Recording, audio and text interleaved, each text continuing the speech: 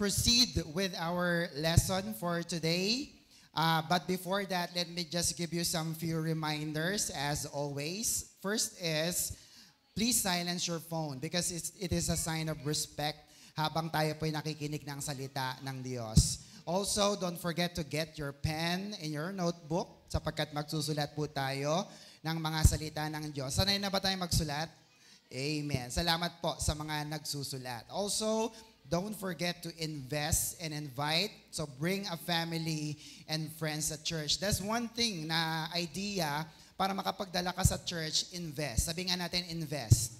Yan, yung ilibre mo muna siya, bigyan mo muna siya ng mga magagandang bagay para naman pag inaya mo sa church, mas madali mo siyang madadala. Amen? Amen. Also, don't forget to watch our online worship service. Dalawa po yan. Every Wednesday, 6 p.m. and every Sunday, our Sunday worship service, 8 in the morning. So don't forget to like, share, and subscribe po para hindi lang ikaw mapagpala, kundi lahat ng mga mahal natin sa buhay ay mapagpala. Can you hear amen? Amen. Also, advance, what do you call that, announcement is our Simbang Gabi 2024. Palapakan natin si Lord. So we are so excited because December is the remembrance of the birth of our Savior. Amen po mga kapatid? Na Lord, salamat may Pasko kasi ipinanganak yung ating tagapagligtas. Kaya ikaw at ako pupunta sa langit. Pumalapak nga po ang lahat ng pupunta sa langit. At dahil pupunta ka sa langit, pupunta ka rin sa Simbang Gabi. Can you hear amen?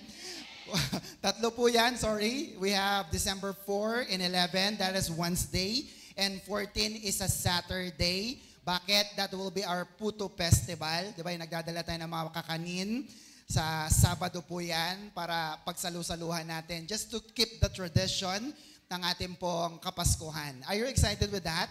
So, ngayon pa lang iniisip mo na ano kayang dadaling ko na kakanin or puto. So, that will be on the 14th of December. And tentatively po, will be our Christmas party is on December 15. Palapakan naman po natin si Lord. That will be Sunday naman. So, after ng Puto Festival, during the night, in the morning, we'll have our Christmas party. Are you excited? Amen. Kaya po, tinatawagan na yung mga kontesero at kontesera sa ating Tunog Tao, tsaka solo singing contest. Please register na up front because we're just gonna select a few contestants for our celebration as well, part of the Christmas party. Amen po mga kapatid? Amen. Sige po, upo na ng maayos at sabay-sabay na tayong magdeklara ng deklarasyon ng pagpapala in 3, 2, 1, go! In Jesus, I am super blessed. I am Macarius. Say it every day. Can you hear amen? Sapagkat pag sinasabi natin ito, it is a declaration of faith to be spiritual, well-fed, emotionally happier, and materially, financially super blessed because of our Lord Jesus Christ. Palakpakan naman po natin ang ating Panginoon. Kamusta po kayo? Mabuti naman po ba? Amen. Kung mabuti, medyo tumango tayo. Okay po ba? Ayan. Salamat po. So let's begin. Our last topic for the month of November is God's will, a better way of life in line with the lesson that I have prepared, living a beautiful life, part number 2 na po tayo. So let's begin. Let me say this once again. Next po, living a beautiful life, kailan? Begins if you are what? A child of God. Do you believe that? The moment you got born again, yung sinabi mo, Lord, tinatanggap kita bilang Panginoong tagapagligtas, you become a child of God. Can you hear amen? Ikaw ay naging anak na ng Diyos. You are now God's little ones. And right now, I assume na lahat tayo dito ay mga anak na ng Diyos. Pumalakpak nga po ang mga anak ng Diyos. Yung mga hindi pumalakpak, di ko alam kung kaninong anak kayo. Pero sigurado ako, anak tayo ng Diyos. Can you hear amen? Amen. So, you can have a beautiful life if you are a child of God. Can you hear amen? Now, ito ay kung kaya mo lang paniwalaan. Kaya mo bang maniwala na anak ka ng Diyos? Amen. Naniniwala ka bang anak ka na ng napakayaman na Diyos? Napakayaman na hari? Could you imagine that? Yung ikaw yung api-apihan, biglang dumating yung tatay mo na napakayaman pala. No? So, ganun po ang ating kalagayan. And our birth certificate is John chapter 1, verse 12. Look at this. But to all, lahat, to all who believe Him and accepted Him, sino yun? Jesus, He gave the right, karapatan, to become what? Look at that. Children of God. No? Kung naniwala ka kay Jesus, tinanggap mo siya bilang Panginoon tagapagligtas, mayroon ka ng karapatan na tanging Diyos lang ang kayang magbigay nito, ikaw nga ay anak na ng Diyos. Can I hear amen? So, question is, Pastor, papaano po nangyari na naging anak ako ng Diyos? How did we become a child of God? John chapter 3, verse 6 to 7, easy to explain. Sabi diyan, flesh, this one, laman, gives birth to flesh. Ang nanay mo, nanganak ng baby, ikaw yon, flesh. But the Spirit, big S is the Holy Spirit, look at that, gives birth to Spirit, small s. Yung banal na Spirito ng Diyos, ipinanganak ang iyong patay na Spirito. 7, you should not be surprised at my saying, ano sabi ni Jesus? You must be born again. Saan? In your spirit. Hindi flesh. Can you hear amen? Kasi ang tawag doon ay spiritual birth. Sabi nga natin, spiritual birth. The moment na pinanganak ka ng Diyos, ikaw ay anak ng Diyos spiritually. Therefore, alam na natin, born again is not a religion. Sabi sa katabi, it's not a religion. Ano daw po ito? It is a relationship. Kasi magiging anak ka na ng napakayaman na Diyos natin sa langit. Can you hear amen? Pumalakpak nga po ang lahat ng anak ng Diyos. So again, you can have a better and beautiful life if you are a child of God. Now, gaano ba kaganda ang buhay na binigay sa atin ng Panginoon? Do you want to know gaano kaganda? John chapter 10 verse 10, pakisulat. The thief's purpose, si Satanas or the devil, is to steal. Ano pa? To kill and destroy. Pangit lahat ng plano niya para sa iyo. My Jesus, sino yun? My purpose is to give them what? A rich and what else? Satisfying life. Hindi ka lang basta papayamanin ng Diyos kasi may mga mayayaman na magugulo ang isip, hindi nakakatulog. Can you hear amen? Si Jesus, pag pinayaman ka, He will also give you what? A satisfying life. Yung tipong kahit walang laman ang bulsa mo, masaya ka pa rin kasi hindi pera ang nagpapasaya sa'yo, kundi ang presensya ng Diyos sa ating mga buhay. Can you hear amen? Pumalakpak nga pong naniniwala. And you can just accept that and you can have the promises of God only if you have a renewed mind. Can you hear amen? So ang tanong natin ay, bago na ba ang iyong isip? Bago na po bang ating kaisipan? Ang isip mo na ba ay ikaw ay anak na ng Diyos? Iniisip mo ba na ikaw ay tagalangit na? Amen mga kapatid? So kung ganun palang tagalangit ka, dapat hindi ka nag-iimpok ng kayamanan sa lupa. Saan ka dapat nag-iimpok? Sa langit. Amen mga kapatid? Kaya hindi mo nahanap ang pera, yaman sa lapi, or you're not a warrior or a doubtful anymore kasi alam mo na pinapayaman ka na ng Diyos na buhay. Can you hear amen? Amen po mga kapatid? Ang tawag doon, mindset. Sabi mo nga, mindset. Anong sabi ng Romans chapter 12 verse 2? And be not conformed to this world. Huwag kang sumunod sa mundo. Ang gusto ng mundo lagi ganito, at karangyaan, at kasikatan. Do not conform to the world. But, look at that, be transformed by the renewing of, kaninong isip? Your mind. Baguhin ang iyong kaisipan, that you may prove what is that good, acceptable, and perfect will of God. Therefore, we need a gradual renewing of the mind. Dahan-dahan. Sabi sa katabi, dahan-dahan. Na pagbabago ng isip. Because if you have a renewed mind, next po, you will have a transformed lives. Can you hear amen? Amen po mga kapatid? Pag nabago ang isip, magbabago ang iyong buhay. Can you hear amen? Imagine dati, sabi mo, pag Pasko, malamig, ayoko maligo. Pero ngayon, dahil Christian ka na, kahit malamig, naliligo ka, nababago ang iyong buhay. Can you hear amen? Palapakan nga natin ng Diyos, pumalakpak ang mga naligo. Pinapatawa ko lang kayo mga kapatid. So, dapat mabago ang ating isip. Why? Next, na pag-aralan natin, a beautiful life begins with what? A beautiful mind. Can you hear amen? Walang kayang magpahirap sa taong ang isip niya mayaman siya. Tama mga kapatid? Walang makakapagpapangit sa iyo kung ang isip mo maganda ka, gwapo ka. Tama mga kapatid? Because a beautiful life begins with a beautiful mind. And next, only, look at that. Do you believe that? Only the Word of God can change the way you think. Gusto mong mabago ang isip mo? Gamitin natin ang salita ng Diyos na buhay. And here's our proposition last time. Next po, everybody, sa lahat na nakakita. Every Christian can live what? A beautiful life by meeting two biblical requirements. Pag sinabing requirement, dapat ito ay ginagawa mo. At nagpapasya ka na gawin ito ayon sa kalooban ng Diyos. Can you amen? Sapagkat tayo po ay 1/3 pa lamang na naging mayaman sa ating buhay. Imagine we have 3 parts, the spirit, the soul, and the body. Yung body mo at yung soul mo, sinasabi mahirap ka. Pero yung spirit mo, sabi niya, mayaman ka na kasi anak ka na ng Diyos. Can you amen? Therefore, dapat yung spirit mo tumawid sa iyong kaluluwa at makita sa iyong katawan na ikaw nga ay talagang may magandang buhay na kay Kristo. Can you amen? Therefore, pag nabago ng iyong spirit, na born again ka, pumasok sa iyong kaluluwa at isip, mayaman na ako, 2 na, 2:3. 2/3 na ang mayaman sa iyo. Kaya darating ang araw, nakikita mo, sumasagana, umaasenso ang iyong buhay sapagkat nais ng Diyos na magkaroon ka ng beautiful life. Can you hear amen? Palapakan natin ang ating Diyos na buhay. That is why we always declare super blessed. Sabi nga natin, super blessed.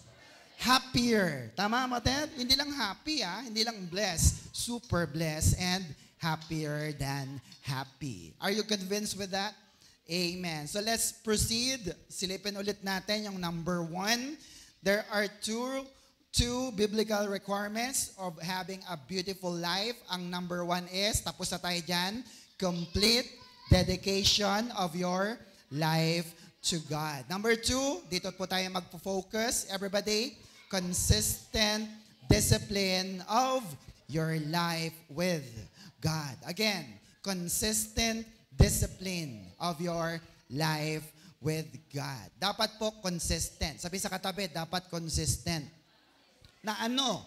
Disiplinado tayo. Are we disciplined? Disiplinado po ba tayo? Now, we need to be consistent with that discipline. Alam niyo po kung bakit? Sabihin niyo po sa akin kung bakit. Bakit po? Sapagkat wala tayong boss dito sa loob ng church. Can you hear amen? Amen po mga kapatid? Kung may pastor man tayo, well, I am here to guide and to serve you. Tama po? Pero anytime you want, you can just disobey lahat ng aking sinasabi. Sapagkat ang boss natin ay nasa langit. Walang iba kundi si Jesus. Can you hear amen? And the problem is, syempre, wala naman siya rito, hindi natin siya nakikita. So many times, marami po ang tao na sumusuway sa ating Panginoon. Can you hear amen? Amen po mga kapatid? Pero kahit malayo ang ating Diyos at nasa langit siya, tanaw niya. Sabihin sa katabi, tanaw niya ang lahat ng ginagawa natin. Amen mga kapatid? Amen po ba? So, He expects us to do good and behave well and to serve God. Tama mga kapatid? Kung nagpakanta ka na rin lang, ibigay mo yung the best mo. Tumugtog ka na rin lang, ibigay mo yung the best mo. Nag-church ka na rin lang, magbihis ka ng the best mo at maging maaga ka para sa Panginoon. Can you hear amen? Kasi nakikita ng lahat yan and you need to be what? Consistently disciplined. Are you with me mga kapatid? Let's read from the verse. 1 Timothy 4:7. But have nothing to do with worldly fables fit only for old women. On the other hand, look at that. Discipline yourself for the purpose of godliness. Can you hear amen? Amen po mga kapatid? So every Christian, tayo po yun, are called for discipline. Tinatawag tayo ng Diyos sa isang disiplina. And what's the purpose? Sabi ng verse? Godliness. Sabi nga natin, godliness. makadiyos na mga bagay. Tama po? Sapagkat kahit anong sabihin sa iyo ni pastor, kung ayaw mo naman talagang sumunod, wala tayong magagawa. Tama mga kapatid? Pero pag sumusunod ka sa Diyos, kay Lord, can you amen? Kahit ayaw mo, susunod ka kasi alam mo, ang Diyos ang nag-uutos. Can you amen? Kaya nga hindi tayo nagwo-work, nagtatrabaho para kay pastor, para kay brother, para kay sister. We are doing it all for the glory of the Lord. Are you with me mga kapatid? Now, paano mo malalaman na ito'y makadiyos na gawain? Paano po natin malalaman? Kapag ito ay nakasulat sa Bible. Kapag nabasa mo at sinabi ito ng Bible. Therefore, ano pong ibig sabihin? Dapat meron kang Bible. Nasaan ang mga Bible natin? Dala po ba natin? Pastor, nasa cellphone na lahat eh. Ha? Are you with me mga kapatid? Ang tanong ay ito, kaya nasa cellphone man, kaya physical Bible man, binabasa ba? Nagjo-journal ba? Pumalakpak nga po yung mga nagjo-journal. Yan, wala. We are heard online, you know that. Amen mga kapatid? Now, kung hindi mo pala ginagawa yon, it is tantamount to nothing. Yung kapitbahay mong walang Bible, ikaw na may Bible, pantay lang. Hindi kayo parehong nagbabasa. Can you amen? Sabihin sa katabi, sayang. Yan, di ba? Ang dami mo na sanang natututunan. Magbasa tayo ng salita ng Diyos. Palapakan natin ang ating Diyos na buhay. Are you with me, mga kapatid? Sinabi ba ng Biblia na magsisimba tayo? Amen? Nasa 10 utos yan. Sinabi ba niyang magdadasal tayo? Sinabi ba niyang magbigay tayo ng tithes or ikapo? Nagbibigay ba kayo? No. Now, next level na tayo. Sapagkat marami kang nababasa sa Bible, ang sabi ng Diyos, humayo tayo. Tama mga kapatid? Humahayo po ba tayo? Nagdadala ba kayo ng kaluluwa sa Diyos? Kaya nyo bang mahalin ang inyong kaaway? Ba, mahirap yung pastor pero level up na kasi ako, kaya kaya kong gawin yan. Can you hear amen? Hindi na ba tayo nalilate sa ating gawain? Nalilate pa rin po ba? Hello? Because our theme is, giving our best and excellent service to the Lord. That is our 9th anniversary. Can you hear amen? Kaya hindi pwedeng, okay na yan. Okay na nung oras na to sa'yo, Lord. Hindi. Ibibigay mo pa rin ang iyong best para sa Panginoon. Sabihin sa katabi, binigay mo na ba? Sige, sabihin mo, binigay mo na ba ang best mo sa Lord? Anong sagot niya? Hello, are you with me mga kapatid? At least, kung ginagawa mo ang best mo, ang excellent mo para sa Diyos, pasok ka sa standard ng Diyos. Can you hear amen? Ano bang standard niya? Read your Bible, giving your best and your excellent. Can you hear amen? Amen po mga kapatid. Or else, if you are not disciplined, listen, if you are not disciplined, promoted ka na sana. Supervisor ka na sana. Manager ka na sana. Kaso lagi ka lang nalilate at nagpapabaya sa iyong trabaho. So naibigay pa sa iba. Are you with me mga kapatid? It is only because you lack discipline. You hear me mga kapatid? Amen po ba mga kapatid? Dapat para sa iyo yan. Kaya dapat disiplinahin natin ang ating mga sarili. Do you believe that mga kapatid? Sinong naniniwala sa inyo na siya ay mapopromote sa kanyang trabaho, sa kanyang negosyo, sa kanyang buhay? Aasenso siya. Sino po mga kapatid? There is a promise. Look at this. Deuteronomy 28 verse 13. Look at this, everybody. The Lord will make you, the head, not the tail. No? Hindi ka buntot, ikaw ay ulo. If there's a condition. Paano? If you pay attention to the commands. Ano yon? God's word of the Lord, your God, that I give you this day. And carefully following them. No? Sinusunod mo ang mga inuutos sa'yo ng Diyos. So anong gagawin ng Diyos? You will always be at the top. You like that? Gusto niyo po ba na lagi kayo nangunguna? Sa school, sa work? Amen? You will always be at the top, never at the bottom. Can you hear amen? Ang ganda ng pangako, but it's conditional. Only if you pay attention, you carefully follow the words of the Lord. Can you hear amen? Amen po mga kapatid. Kaya nga po, dinidisiplina tayo ng Diyos. Bakit? anak ka ng Diyos. Sabihin sa katabi, anak ka ng Diyos. Tunay na anak ng Diyos, legit, sabi nga ng mga millennials. Can you hear amen? Hindi ka anak-anakan lang. Anak ako ng Diyos. Sabi mo, anak ako ng Diyos. Do you believe that? Amen. And here's one thing. Hebrews chapter 12, verse 6 to 8. Pag anak ka ng Diyos, look at this. The Lord disciplines everyone He loves. Tama mga kapatid? Dinidisiplina ng Diyos pag mahal niya. He severely disciplines. Look at the word. Severely disciplines everyone He accepts as His, child. Tinanggap ka ng Diyos kahit ganyan ang buhay mo. Anak ka na niya. Endure your discipline. No? Pagtiyagaan mo ang mga disiplina na yan. Bakit? Look at this. God corrects as a father corrects his children. Tama mga kapatid? Kung yung mga tatay nga natin, dinidisiplina tayo, minsan nga napapalo pa tayo, napipingot pa tayo, how much more ang Diyos natin na Ama natin sa langit. Can I hear amen? Dinidisiplina ka niya. Bakit? Look at the highlighted. All children are disciplined by their fathers. Is God your father? Expect discipline. 8, if you aren't disciplined, eto na, like the other children, you are not part of the family. Tama mga kapatid? Kaya nga di ba yung kinakanta natin, we are family. Really? Family tayo. Kami humahayo, ikaw hindi. Uma-attend kami ng midweek, ikaw hindi. Are you part of the family?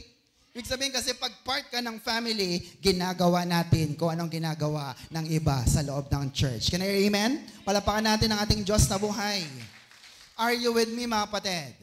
Amen. Now, when we talk about discipline, marami talagang medyo masasaktan dyan. Even if it's in the community, even if it's in the school, your office, or even at the church. Tama mga kapatid? Kasi babaguhin ang iyong nakasanayan. Now, question is this. What is discipline?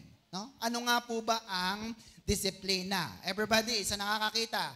It is a delayed gratification. Anong ibig sabihin nito? Delayed. Ang alin?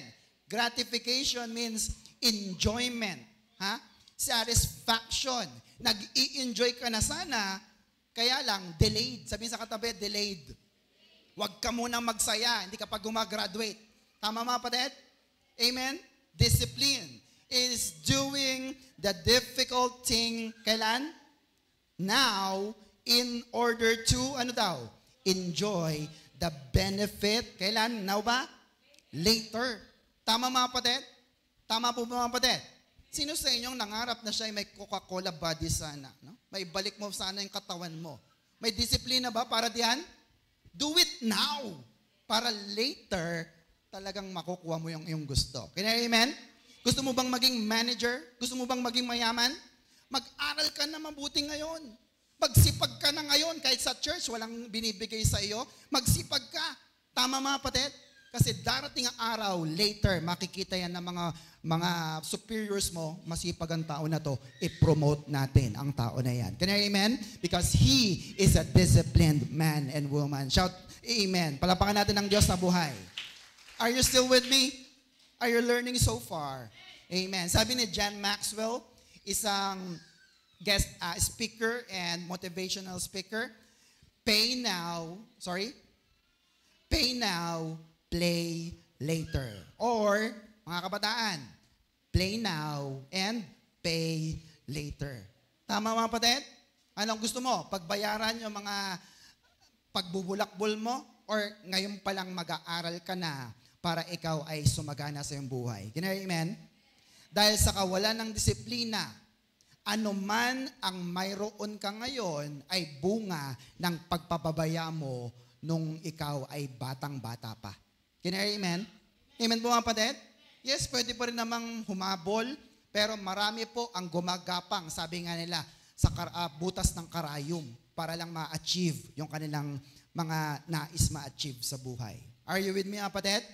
So, what do you choose? Pay now, play later, or pay now and pay later? Are you with me mga kapatid?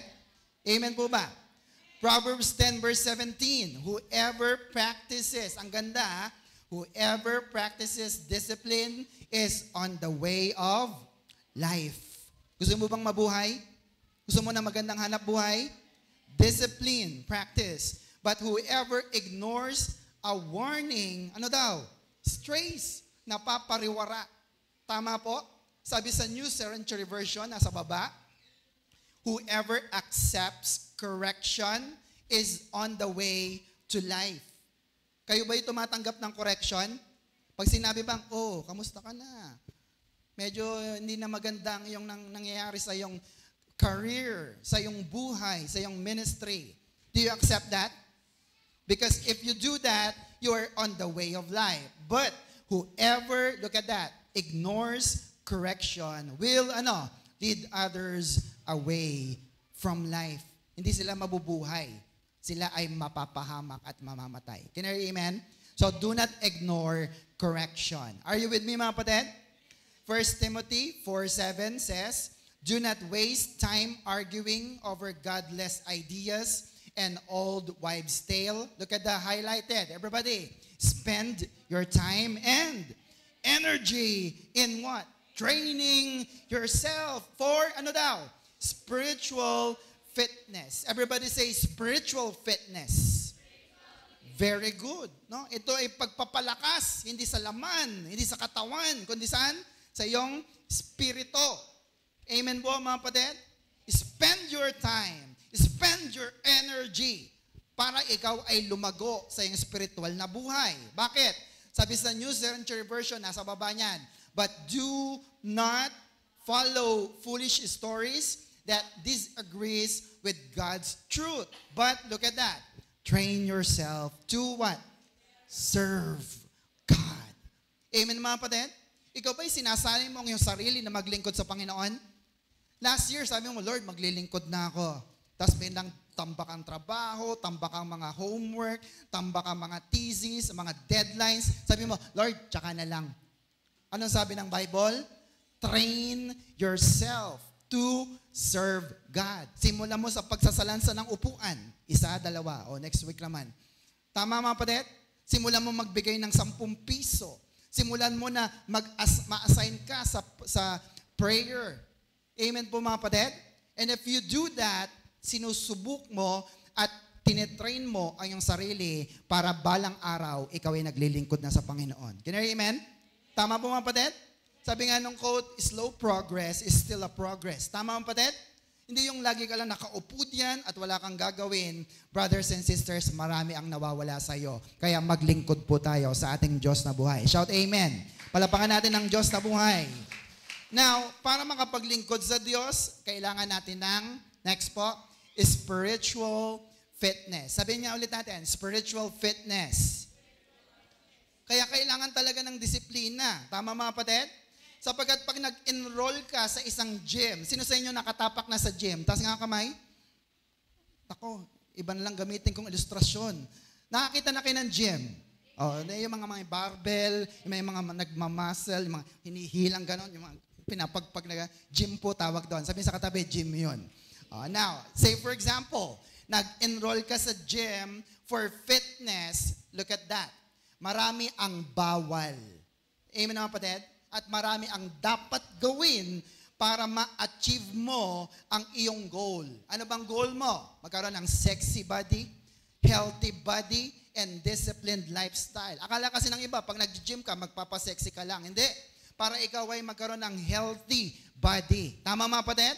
Kasi didisiplinahin pati ang iyong mga kinakain. Hindi yung kain ka lang ng kain. Ngayon, dahil nag-gym ka, health conscious ka na. Can you hear amen? Dati 3 rice ka, ngayon 2.5 na lang. Are you with me, mga kapatid?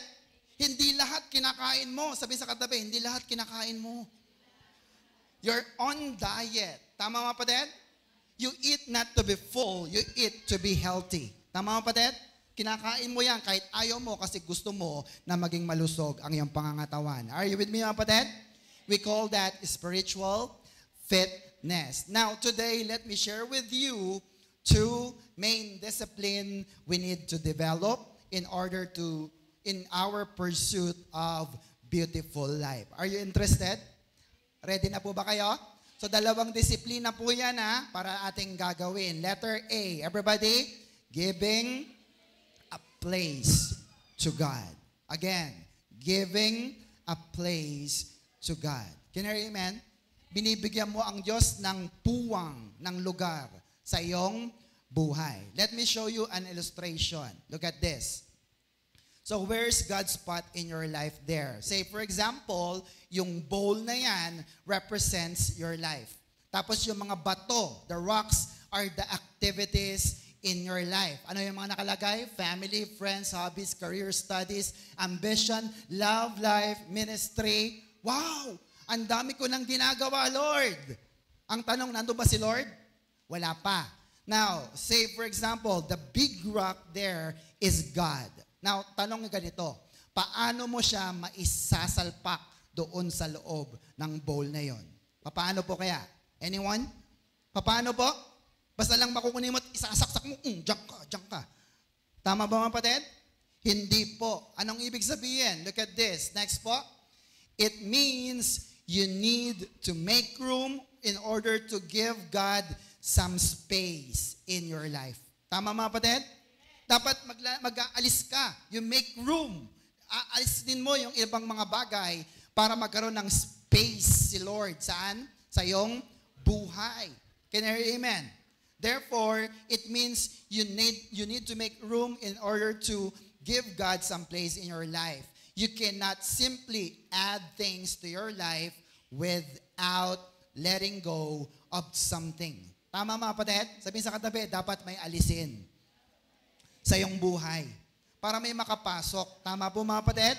Ano pala ang aalisin natin dito para makapasok si Lord sa ating mga buhay? Ano po yon? Letter S sa English, letter K sa Tagalog. Ano po yon? Kasalanan or sin. Tama po mga kapatid? Look at this. Hebrews chapter 12 verse 1. Pag inalis mo ang kasalanan, makakapasok si Lord. We have all these great people around us as an example. Their lives tells us what faith means. No? Marami daw nanonood sa atin sa langit ngayon. Yung mga nauna na sa atin, tinitignan isa-isa. Si Pastor Gani, medyo okay yan, kaya pa niya yan.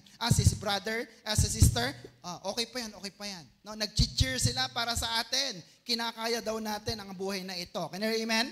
So, we should run the race that is before us and look at that.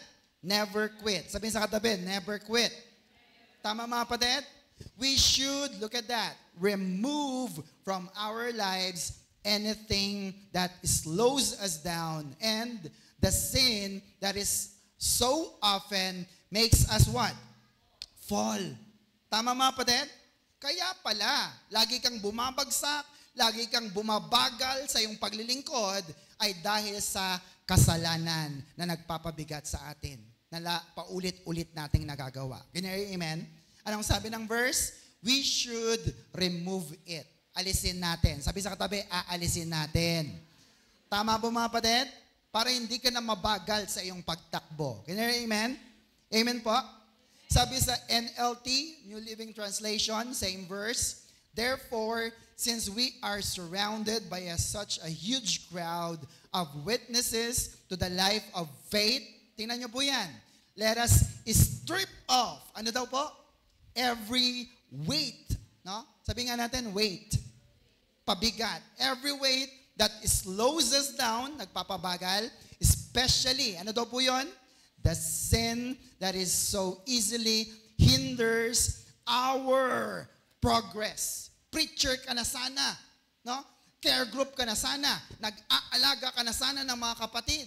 Kaya lang ang daming humihila sa iyo pabalik.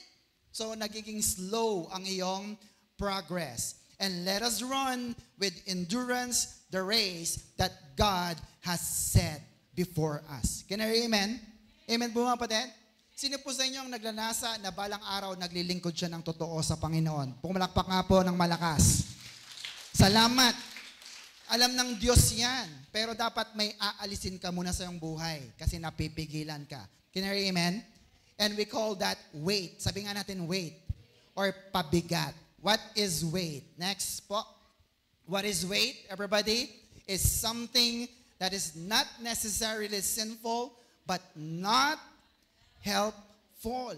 Again, it is something that is not necessarily sinful, but not helpful. Now, let me give you an example para mas maintindihan natin.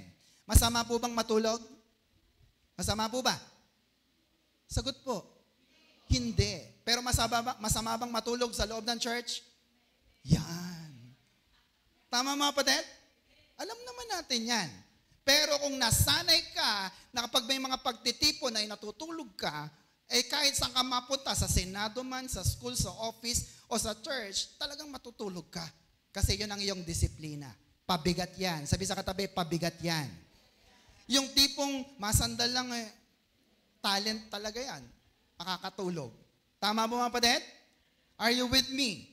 Pabigat po yan. Now, a weight can be all kinds of things and beings. Pwedeng bagay siya or tao siya, parang Pinoyhin yun, no? Bagay, tao, pagkain, na pwedeng magpabigat sa iyo kaya hindi ka makalapit sa Diyos at hindi rin makalapit ang Diyos sa iyo. Can you hear amen? Kasi meron kang sin or kasalanan. At dahil doon, wala ka ng time kay Lord. Sabi nga natin, time. Di ba natutunan na natin, how do you spell love? How do you spell love? T-I-M-E.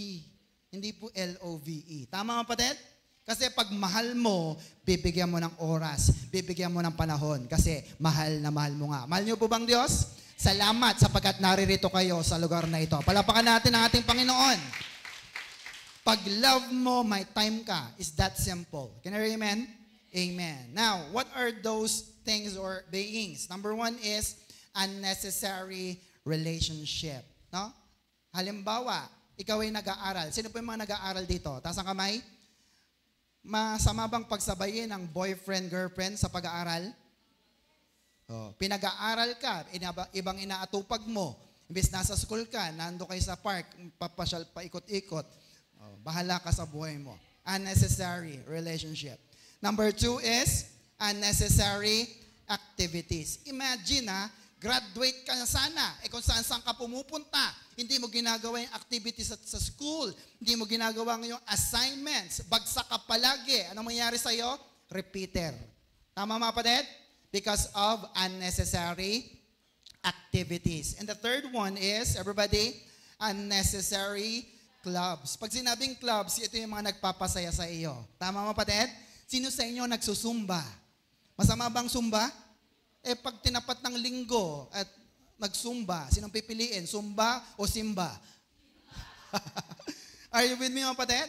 Yung basketball na yan, talaga naman pag dumakdak si brother, no? Yung tennis, yung bikers, yung diving and surfing club, yung mga mountaineering na yan, yung mga yoga. Brothers and sisters, if that is unnecessary club, you should quit it. Tama mga kapatid? Lalo na pag inaagaw niya ang iyong oras para sa ating Panginoon. Can I hear amen? Do you believe that? Now, tayo po ay nasa isang takbuhin at isa po sa discipline ng isang runner. Nakakita na kayo ng runner? Ang isa sa disiplina nito ay ganito. Next po, dapat sila po ay lightweight. Sabi nga natin, lightweight. Bakit? No serious runner is overweight. Sabi mo, no overweight. Nakita niyo yung picture mga kapatid? Are you overweight? Hello? Ha? So anong pakiramdam pagka medyo overweight ka? Madali bang tumakbo? Alam niyo ang pakiramdam. Can you hear amen? Now, isa sa indikasyon na overweight ka nga ay kapag ka yumuko ka, hindi mo na makita yung hinliliit mo sa paa. Tama mo mga kapatid? Andiyan po ba yung kapatid? Or, kapag ka ikaw ay naghihiwa ng sibuyas, gumulong yung sibuyas, hindi mo na mahabol agad. Tama mga kapatid? Kasi nga, nagiging overweight ka. Now, discipline is crucial. Bakit? Pag tumakbo ka na overweight ka, ikaw din ang mabibigatan. Tama? Ikaw din ang mahihirapan. Madali kang hingalin at anong mangyayari? Ayaw mo na, madali kang sumuko. Kaya pala, nung last year, gusto ko na maglingkod Ngayon, eto na naman ako, nakaupo. Bakit? Kasi merong pabigat or weight sa buhay mo. Sabihin mo sa katabi, discipline is crucial. Tama po mga kapatid? Dapat may disiplina tayo. Look at the Message version ng Hebrews chapter 12, verse 1. Ano pang tawag ng the Message version sa mga pabigat na yan? Do you see that? Do you see what this means? All these pioneers who ablaze the way, all these veterans cheering on us, it means with better, get on with it. Dapat tumakbo tayo. Strip down, start running, and never quit. Ano po yung kasunod? Everybody? No extra spiritual fat. No? Sa Tagalog, spiritual na katabaan. Tama mga kapatid? Ang mga pabigat. No parasitic sin. No? Look at this. Ikinumpara po ang kasalanan sa parasite. Alam niyo po ba yung parasite? Yung mga kuto, yung mga pulgas. Di ba mga kapatid? Kapag sila ay unti-unting dumadami, hindi mo inaalis, papatayin ka niyan, pababagaling ka niyan, at sisirain ka niyan. Can you amen? Amen mga kapatid? Kaya sabi ng verse, no spiritual fat. Huwag na kayong masyadong magpataba sa inyong mga spiritual na buhay. Huwag na kayong magpabigat. Ano pa? No parasitic sin. Dapat yung mga kuto-kuto na yan sa iyong buhay. Magbabasa ng Bible, nasa cellphone nga ang Bible, katabi ng journal yung Facebook. Patay na. Tama mo kapatid? So, alisin mo yung mga kuto na yan sa iyong buhay para ikaw ay makausad na, ikaw ay makatakbo at maging panalo sa iyong buhay. Shout amen. Palapakan natin ang Diyos na buhay. Are you with me mga kapatid? Ang ganda rin ng version ng God's Word. Hebrews chapter 1 verse 12, letter B, verse 1, letter B, we must get rid of everything that slows us down. Ano daw yon? Especially sin that what? Distract us. No? Nadidistract ba kayo sa kasalanan? Sino sa inyo ang nagsabing, ayoko mag-church? Bakit? Galit sa akin si Lord eh. Ayoko mag-church. Bakit? Tinatamad ako. May kasalanan ako eh. So nadidistract tayo. Tama mga kapatid? We must run the race that lies ahead of us and look at that. Never give up. Tama po mga kapatid? Sabihin nga natin, distract. Tayo ba'y nadidistract sa ating buhay? Amen po? Kasi pag na-distract ka, nawawala ka sa iyong ginagawa. Tama mga kapatid? Amen po mga kapatid? Ang Greek word ng salitang distract is euperestatos. Yan, euperestatos. It means easily or constantly distracted. No? Madali kang madistract at hindi lang minsan, kundi ano daw? Constantly, palagi. What else? Thwarting. No? Sabi nga natin, thwarting. A razor in every direction. I look at the Oxford Dictionary, and thwart means to prevent from succeeding in or accomplishing something or accepting a razor. No? Iniinis niya yung mananakbo. Dapat mananalo na siya sa takbuhan. Ininis siya, napatingin. Talo tuloy. Are you with me mga kapatid? So yung kasalanan pala na nagde-distract sa atin ang pwedeng magpabagsak sa atin. Kaya lagi tayong talo sa ating buhay. Are you with me mga kapatid? Amen? So anong gagawin natin? Next, in order for us to grow, we cannot say yes all the time. Sometimes ano daw? We need to say no to somewhat unnecessary things. Sabi nga natin, unnecessary things. Tama mga kapatid? Ni-yes ka ng yes. Ha? Magsasabi ka rin ng no. But look at me. Tingin po kayo sa akin. Make sure na talagang yung no one is unnecessary. Example, sabi niya, sister, pwede ka bang mag-opening prayer ngayon? Ay, no. Sabi ni Lord, tinuruan kami magsabi ng no. Brothers and sisters, is that unnecessary? It's up to you. Can you amen? Baka naman tanggi ka ng tanggi, kaya ang nangyayari tuloy, hindi ka nakakapaglingkod sa ating Diyos na buhay. Can you amen?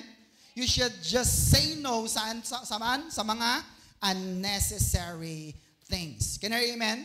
So the bottom line is, if you are going to give God a space, bibigyan mo siya ng puwang sa iyong buhay, we need to intentionally cut some activities or even some good activities sa ating mga buhay. Can I hear amen? Amen po mga kapatid? Masama bang mag-mall tuwing linggo? Masama po ba? Hindi. Pero dahil, Lord, I cut that activity para mabigyan kita ng space, ng time sa buhay ko, gagawin mo yan para sa Panginoon kasi mahal natin ang Diyos na buhay. Shout amen. Palakpakan natin ang Diyos.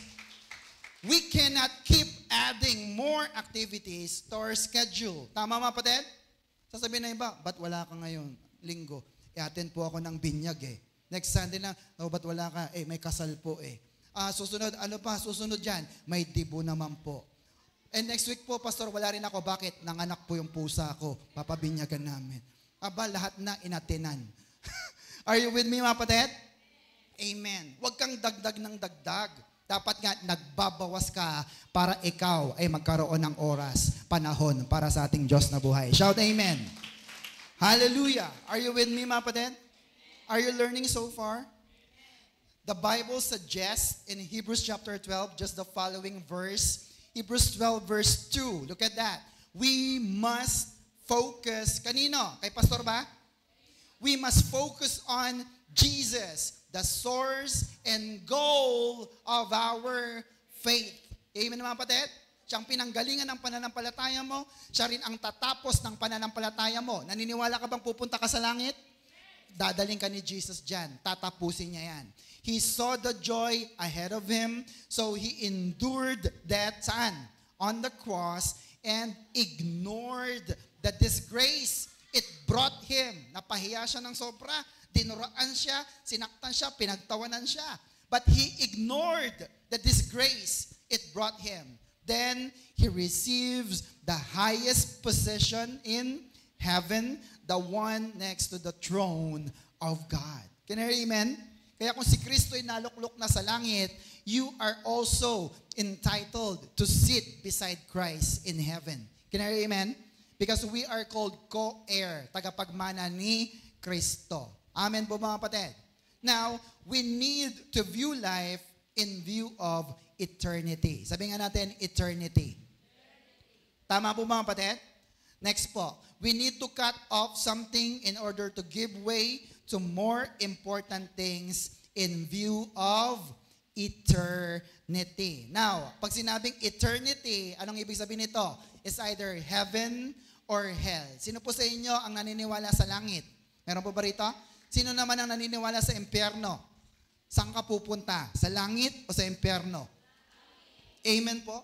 So, malalaman mo na ang isang taong ito ay papunta sa langit kung ang kanyang mga ginagawa ay papunta sa langit. Tama mga kapatid? Tama po ba mga kapatid? Pag nakikita mo yan na medyo nagsasapatos na, tapos nagsuot na ng kanyang jersey, tapos nagsuot na ng kanyang short, no? At medyo naglagay pa siya ng band sa kanyang ulo, at kinuha niya na ang kanyang bola na pang basketball. Saan siya pupunta? Sa basketball court. Tama po mga kapatid? Ganon din sa mga anak ng Diyos. Pag nakikita mo na kinuha niya na kanyang Bible, inandar ang kanyang motor, sumakay na siya, at nakikita mong papunta siya sa church, saan siya pupunta? Sa church. Are you with me mga kapatid? Now, it will determine the eternity that you are going to. Can I hear amen? At nakita po si Jesus, sabi kanina sa Hebrews 12:2, nilayuan niya ang kanyang tingin. Hindi niya tinignan yung kanyang kalagayan, yung kanyang kahihiyan. Bakit? Para ikaw at ako ay magkaroon ng buhay na walang hanggan. Palapakan naman natin si Lord. Are you with me mga kapatid? Now, kung tinignan ni Lord, nakakahiya. Pag niligtas ko tong si Isagani, mapapako ako sa krus. Pagtatawanan ako, duduraan ako. Pero hindi niya tinignan yon. He ignored it. Bakit? Sapagkat nakita niya na ikaw ay magkakaroon ng magandang buhay pag nagsakripisyo siya sa krus ng Kalbaryo. Can I amen? Now, pag ikaw ay nahihirapan, sino po sa inyo minsan nahihirapan? Umamen. Yan, ako rin nahihirapan. Layuan ang tingin. Sabihin sa katabi, layuan ang tingin. Sabihin sa sarili, layuan ang tingin. Kagaya ni Jesus, hindi siya tumingin sa nakikita niya. Nilayuan niyang tingin. Tumingin siya sa langit at ano ang kanyang reward? Siya ay naluklok sa kanan ng Diyos. Binigay sa kanya ang pinakamataas na posisyon na pwedeng ibigay sa mga anak ng Diyos. Shout amen. Palapakan natin ang ating Diyos na buhay. Are you with me, mga kapatid? Uuwi rin tayo sa langit. Kaya doon wala nang pagdurusa, hindi ka na malulungkot, hindi ka na rin mahihirapan. Can you hear amen? Amen po, mga kapatid? Imagine, wala ka ng utang na babayaran. No? Lord, thank you. Salamat. And that could only happen if you are in heaven. Can you hear amen? Amen po ba? Now, question is this. Sino po or ano ang nagpapasaya sa iyo para magpatuloy sa iyong paglilingkod? Sino? Meron po ba? Or ano ang nagpapasaya sa iyo? May nagpapasaya ba sa iyo para maglingkod ka kay Lord? Meron. Praise God. Ako po, 2 bagay. Number 1, si Jesus. Number 2, langit. Amen mga kapatid?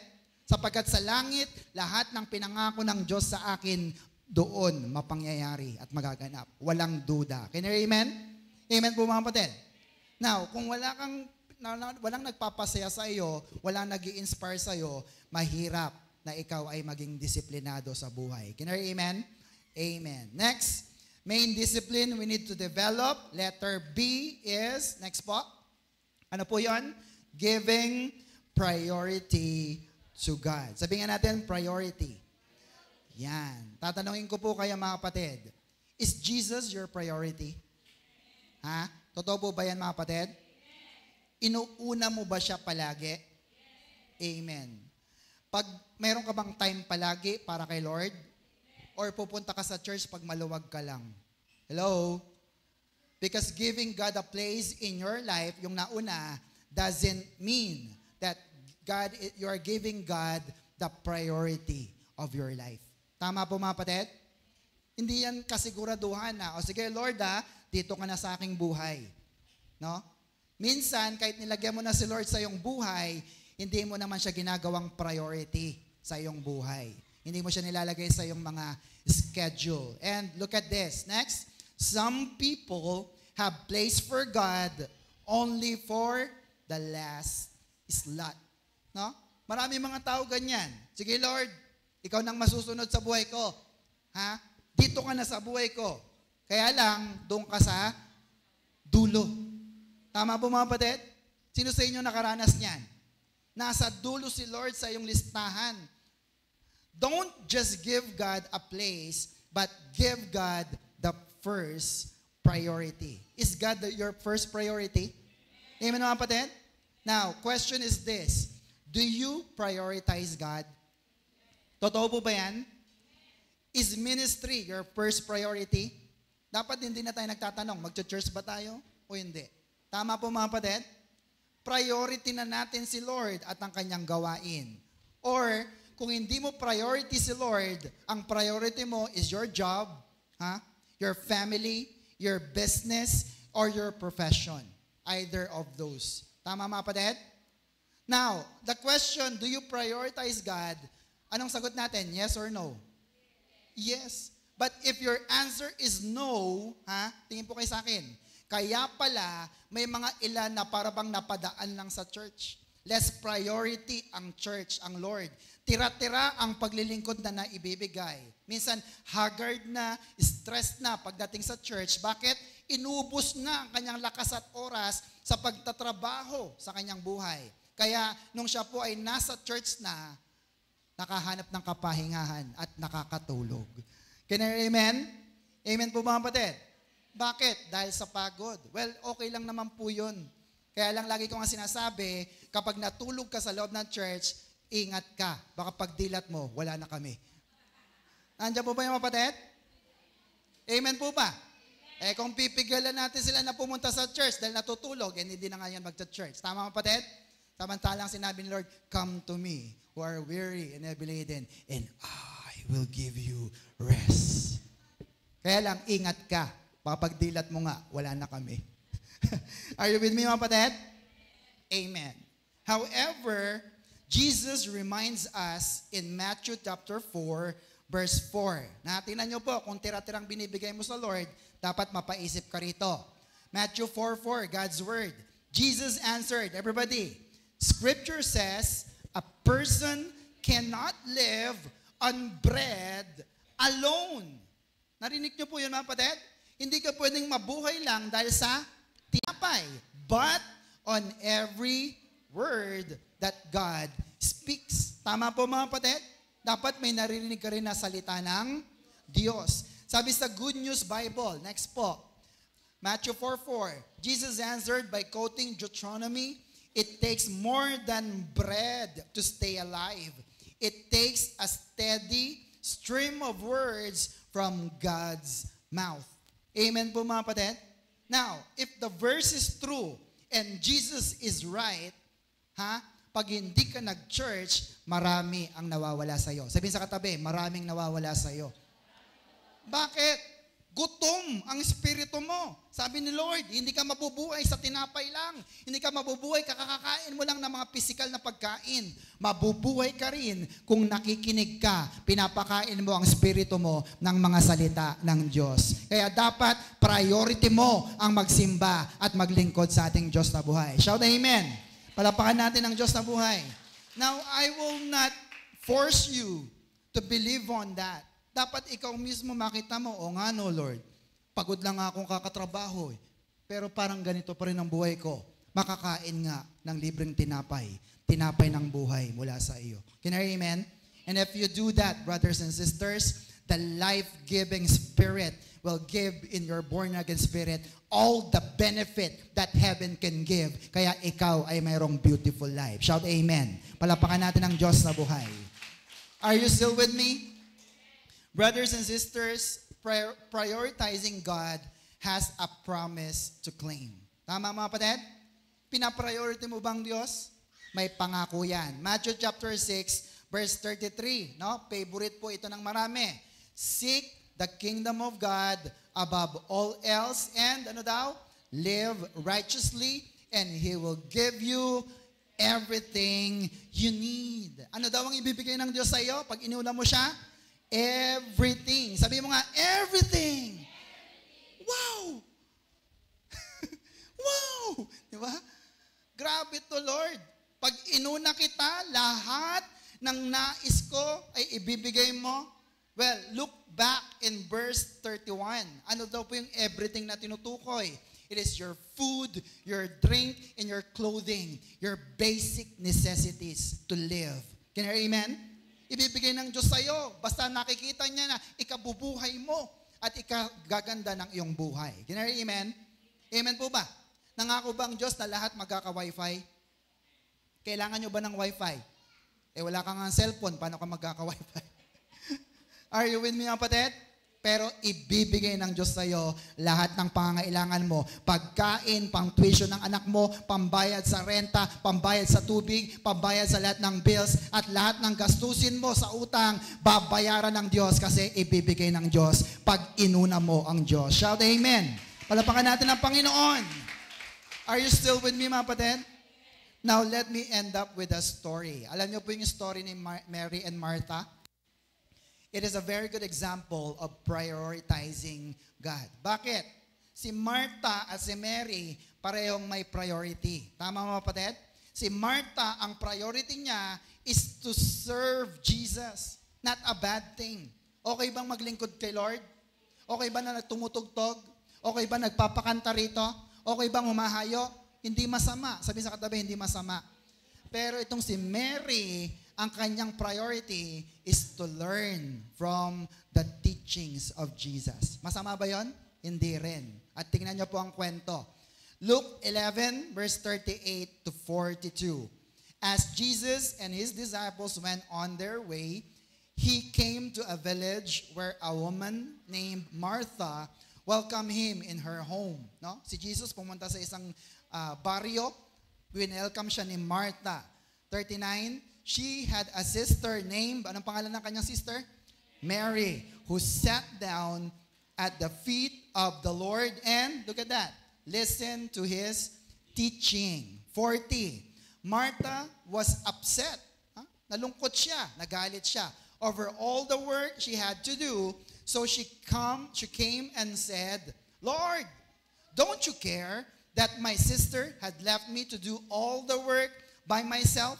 Aba, nagalit pa kay Lord. Lord, ako na nagpakanta kahapon, ako na naman ngayon. Ako na yung tumugtog nung nakaraan, ako na naman. Don't you care? Sabi ni Martha. Pero sabi niya, tell her to come and help me. Ang dami naman tao dyan sa church ha. Ba't kami na lang lagi ang gumagawa rito? Can you hear amen? 41. The Lord answered her, Martha, Martha, you are worried and troubled over so many things. Ha? Dami mong ginagawa, dami mong mga pinaggagawa, pero hindi naman yun ang pinapagawa. Madalas ganyan tayo eh.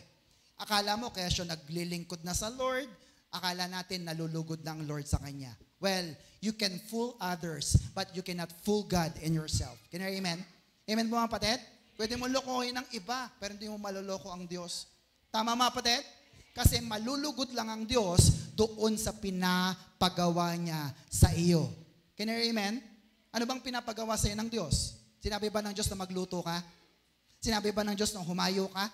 Sinabi ba ng Diyos na magpakanta ka? Pag yun ang ginawa mo, matutuwa ang Diyos. Can you hear amen? Pero pag hindi yun ang pinapagawa ng Diyos sa iyo, you are worried. You are troubled over so many things. Hindi nga yun ang gift mo eh. Ba't yan ang ginagawa mo para sa Kanya? Can you hear amen? Amen po ba mga kapatid? Now, nakita mo na ba ang iyong ministry sa loob ng church? Nakita nyo na po ba? Ikaw ba'y napapagod pa rin? Brothers and sisters, maybe because you are in the wrong ministry. Tama po mga kapatid? Sabi ni Jesus, you are worried. You are troubled because of so many things. Now, the big question is this. Who can entertain God? Kaya ba nating aliwin ng Diyos? Kaya po ba? Kunyari, dumating si Lord dito ngayon. Naupo siya dyan. Anong kaya mong gawin para mapasaya mo ang Diyos? Kunyari, may VIP na dumating. No? Ano ang the best na pwede mong ibigay sa bisita? Ha? Well, yung food, yung drinks, normal yan. Tama mga kapatid? Given na yan. Yun talagang binibigay natin. Pero, hindi mo ba tatanungin kung ano talaga ang gusto at pakay niya? Tama mga kapatid? Mayor, ba't po kayo naririto? Anong maipaglilingkod ko? Tama? Tama? Lord, ano ba ang pinapagawa mo po sa akin? Naitanong mo na ba tayo sa Diyos? Hello? Are you with me mga kapatid? Para hindi ka mahirapan. And yet, para magustuhan ng Diyos ang iyong ginagawa, simple lang naman ang kanyang gusto. We call that meaningful entertaining made simple. Gusto mong ma-entertain ng Diyos? Gusto mong matuwa ang Diyos sa iyo? Ano po yun? Pakipindot, sister. Your heart and ears that is ready to listen. Tama mga kapatid? Yung puso mo ba handa ngayon na makinig sa salita ng Diyos? Sabi, ang tagal na ng maliit na pastor na itong magturo. May lakad pa ako eh. Is your ear all ears on the Word of God? Nakikinig ka ba sa salita ng Diyos? May pumalya ba na verse sa iyo? Tingnan mo nga, baka may pumalya. Hello? Kasi pag hindi malulugod ang Diyos sa iyo. Can you hear amen? Look at verse 42 sa New Century Version. Next po. Only one thing is important. Next po. And Mary, next po. Luke 10:42, only one thing is important, and Mary has chosen the better thing, and it will never be taken away from her. Wow. Sabihin nga natin, better thing. No? Sabi ni Lord Jesus, hindi na maaagaw sa Kanya yung better thing na yon. Bakit? There is only one important thing and everything else is less important. Can I hear amen? Amen po ba? Sabi, ano ba yung importante sa Diyos? Ang ikaw ay makinig ng mga salita ng Diyos. Tingnan mo ang katabi mo, nakikinig ba sa salita ng Diyos? Pumalakpak nga po ang lahat ng nakikinig sa salita ng Diyos. Pumalakpak nga po ang lahat ng natutulog. Wala, nakikinig nga. Are you with me mga kapatid? Now, let me ask you a question. Which is better? Magtrabaho sa kusina o makinig ng salita ng Diyos? Mag-Bible study o mag-Facebook?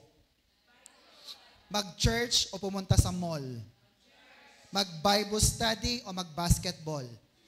You can make a better choice. And God said, Mary has chosen the better thing and it will not be taken away from her. Can you hear amen? Amen po ba mga kapatid? Kaya dapat piliin mo rin. Sabi sa katabi, piliin mo na makinig palagi ng salita ng Diyos. Shout amen. Palapakan natin ang ating Diyos sa buhay. Next po, listen and study God's Word. No? Huwag kang ma-addict sa ministry. Sabihin sa katabi, huwag kang ma-addict sa ministry. Na minsan, Lord, gusto ko nang matapos lahat. Ako po, minsan ganun eh. Lord, dapat perfect na lahat. Hindi. Ang gusto ng Diyos, nakikinig ka sa salita ng Diyos. Can you hear amen? Amen po ba? Sapagkat pag nakikinig ka ng salita ng Diyos, God can give you a fresh revelation from His Word. At kung ikaw ay pastor, di ba? Hindi yung lagi mo nalang turo ang itinuturo mo. Ang mga tupa natin ay lulusog, tataba, kasi sila ay lagi nakakapakinig ng mabuti at sariwang salita ng Diyos. Shout amen. Palapakan natin ating Diyos na buhay. Kayo po ba'y tumataba at lumulusog sa salita ng Diyos? Amen. Hindi na spiritual fat. Can you hear amen? Sabi ni Abraham Lincoln, give me 6 hours to chop down a tree and I will spend the first 4 hours sharpening the axe. Amen po mga kapatid? So kung naririto ka na rin lang sa loob ng church, meron kang ministry na hinahawakan, meron kang care group na pinangangalagaan, brothers and sisters, patalasin mo ang iyong palakol. Papaano? Makinig ka, mag-aral ka ng salita ng Diyos na buhay para may naituturo ka sa mga kapatiran. Can you hear amen? Amen mga kapatid? Amen. Next po, you can always choose where you want to place God, but your choice will determine your place in eternity. Is it whether heaven or hell? Saan tayo pupunta? Sa langit o sa impyerno? Sa langit. Pumalakpak nga po ang lahat ng pupunta sa langit. Ikaw ay pupunta sa langit. Bakit? Inuna mo ang Diyos sa iyong buhay. Tama mga kapatid? Look at this sad thing about life. Psalms 39 verse 6. Tingnan nyo we are merely moving shadows. Anino ka lamang, no? And all our busy rushing ends in nothing, no? Maraming deadline, maraming orders, maraming trabaho. Tinatapos mo lahat para ito'y tapos na. But look at the next line. We heap up wealth, no? Ang dami mong pera na iniipon for someone else to spend. This is sad. This is bad. Can you hear amen? Biruin mo, trabaho ka ng trabaho, pag nawala ka, anino ka lang pala, para ka lang usok, iba palang gagastos ng lahat ng iyong pinagpaguran. Can you hear amen? Look at the verse. Kaya huwag kang ma-addict sa mga bagay sa mundong ito. Dapat lalo mong ibigay ang iyong buhay sa ministry, sa gawain ng Diyos para ikaw ay tunay na makamit ng tunay na kayamanan. Shout amen. Palapakan natin ang ating Diyos na buhay. Can you hear amen? Remember, next po, that you have a beautiful life inside and that is, sino daw po? Jesus. Sabi nga natin, Jesus. Diba? Ano sabi ng John 14:6? Wala dyan. Jesus is the way, the truth, and the life. Buhay siya. At si Jesus ay nasa sa iyo, kaya you have a beautiful life inside of you. Can you hear amen? So let's do this quickly. Life application. Dapat may mauwi ka para may apply sa iyong buhay. Number 1, everybody, start a day with the Lord. Tama?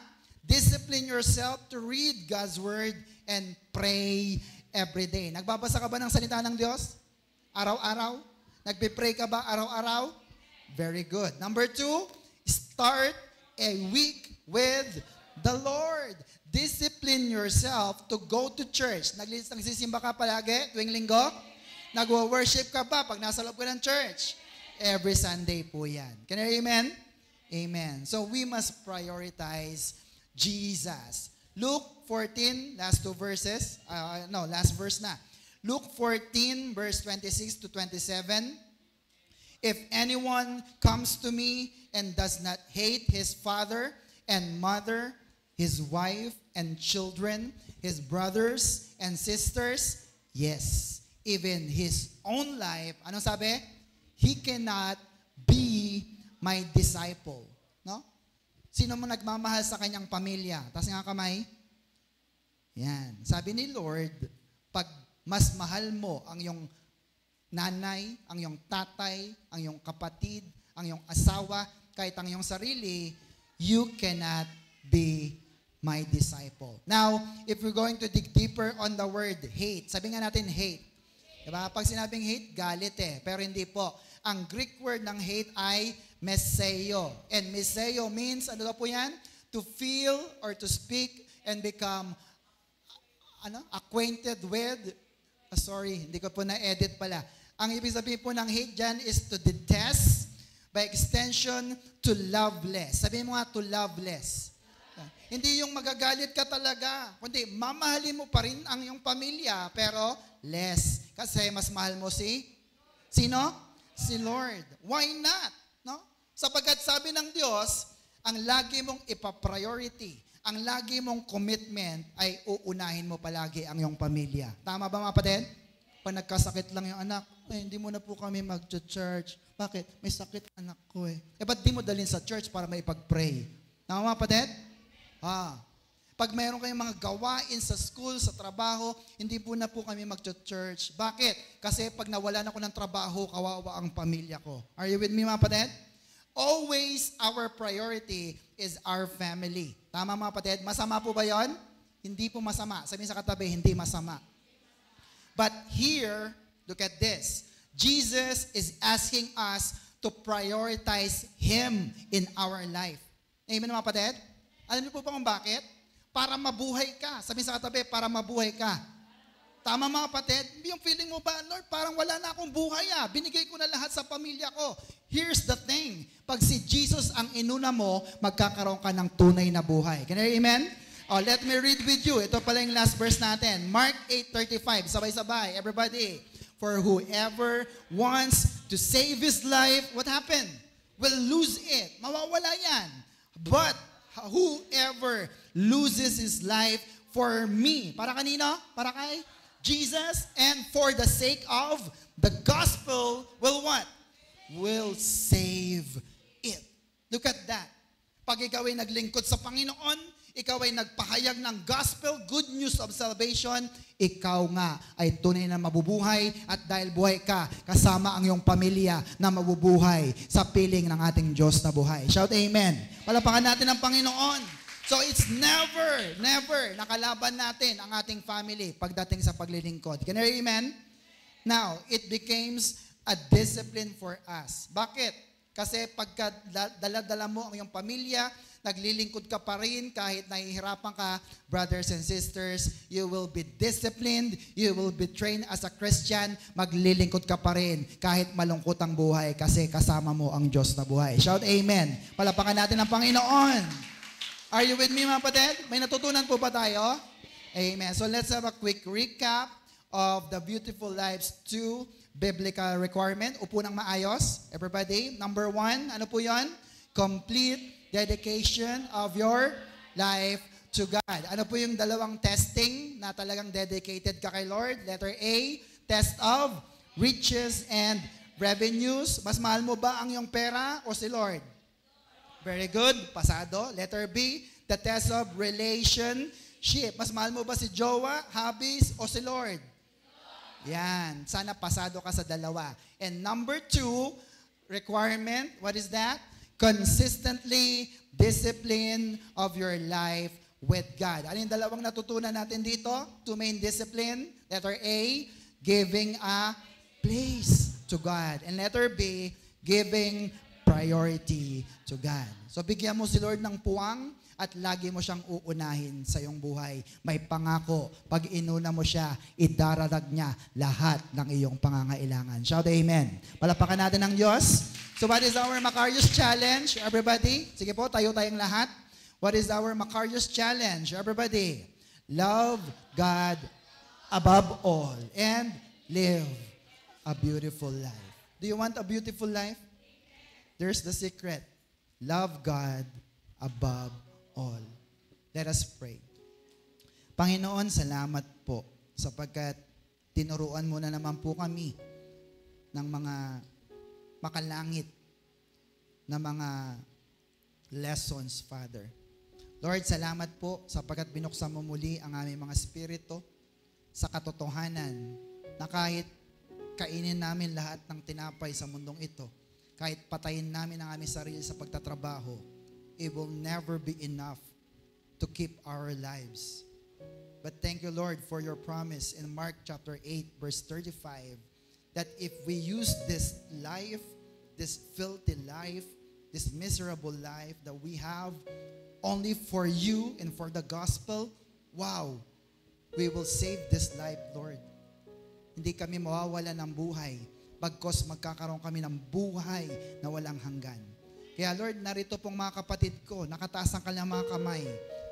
Lord, give them the desire to serve you, to have a consistent discipline sa mga naglilingkod na, may mga ministry na wag naming papayagan na hindi kami makapag-attend sa gawain, na hindi kami makapaglingkod sa iyo in every opportunity, Lord.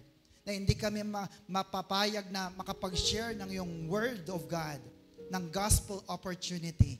Sapagkat, Lord, naniniwala kami na kapag naglilingkod kami sa iyo, that is the only thing that we can give back the glory that is due unto you, Lord. Lord, salamat po. Sapagkat hindi namin kayang dagdagan ang liwanag ng araw. Ganon din, hindi namin kayang dagdagan ang glory na mayroon ka. Pero Lord, salamat. Dahil kapag kami naglilingkod sa iyo, ikaw mismo ay nag-glorify sa aming mga buhay. Kaya Lord, salamat. Ginagamit mo kami at gamitin mo pa po kami, Panginoon, so that we may be able to give our best, our excellent service and worship for you alone, Father. All for your glory. Lord, narito po ang aking mga kapatid. Buksan niyo po ang kanilang puso at isip, ang kanilang spirito, at ipakita mo po sa kanila saang ministry sila effective. Saang ministry sila dapat ilagay mo, Panginoon. Nang sa ganon, hindi po sila mapagod, bagkos sila po'y mag-flourish, sila po'y lalo mong magamit upang mapapurian ka sa kanilang mga buhay.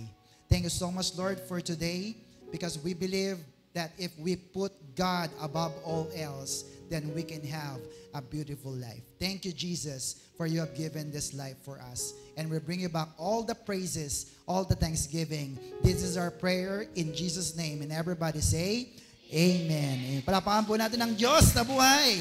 What is our Macarius Challenge? Malakas. Love God above all and live a beautiful life. To God be all the glory. Palapakan po natin ang Diyos. Are you blessed? Super. Kung na-bless po tayo, i-bless din natin ng Lord through our giving. May we call